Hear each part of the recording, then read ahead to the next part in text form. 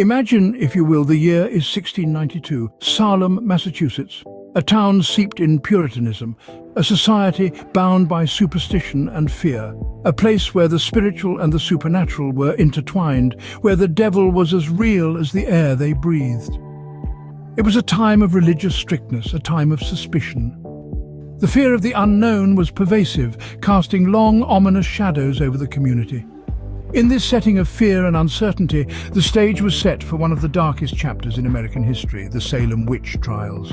In January 1692, strange afflictions began to plague several young girls of Salem village. Unsettling symptoms of convulsions, strange outbursts, and unexplainable behaviors were reported.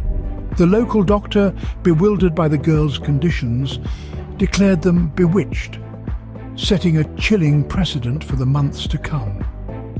The girls, caught in the throes of these inexplicable ailments, began to point fingers, accusing several women in the village of witchcraft. Among the first to be accused were Sarah Good, a beggar, Sarah Osborne, a poor elderly woman, and Tituba, a slave of different ethnicity. The community, steeped in religious fervor and fear of the supernatural, took these accusations seriously. These were people they knew, neighbors and acquaintances, now painted in a sinister light. The seeds of distrust were sown, and the spectre of witchcraft began to loom over Salem. The once peaceful village was on the brink of descending into chaos and fear. And so, the seed of paranoia was sown, setting in motion a horrifying series of events. As the weeks passed, fear turned into hysteria. Accusations multiplied, neighbor turned against neighbor. The whispers of witchcraft, once hushed and fearful, now echoed through the streets of Salem with an alarming intensity. The town was in the grip of a hysteria that was as infectious as it was destructive. The fear of the unknown, the supernatural, and the devil himself, spurred on by religious fervor, set the stage for a frenzy of finger-pointing. Key figures began to emerge, the afflicted girls writhing and screaming out in supposed agony, their claims of spectral torment lending weight to the rising panic. The accused, a cross-section of Salem society, their lives upended by the mere utterance of their names.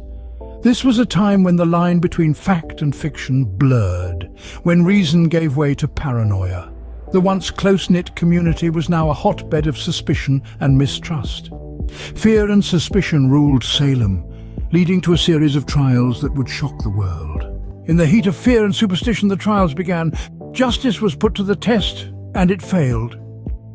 The Salem witch trials were a far cry from the legal proceedings we know today. Due process was a foreign concept, replaced with a system driven by fear and paranoia. Accused witches were subjected to examinations, forced to confess under the weight of their community's suspicion. Legal experts and historians highlight the glaring absence of evidence.